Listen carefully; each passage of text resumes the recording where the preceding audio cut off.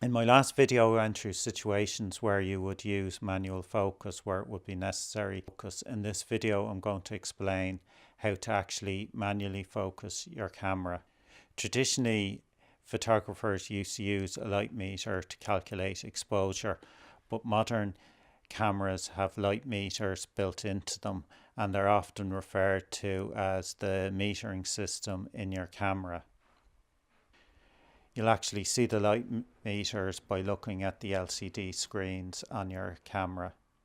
We'll start with the easiest setting, manually focus your camera at deep apertures, f8, f16 down to f22. Anything you see through the viewfinder will be in focus. Also, if you're focusing at infinity, anything in the distance will be in focus. It gets more difficult at shallow depths of field, typically f4, f2.8, f2 and f1.4. Here, the manual focus systems on your camera will have to be used to help you determine focus. Simply look through the viewfinder and use the manual focus assistant. You can see it will tell you whether you have to move your lens left or right to get the image in focus.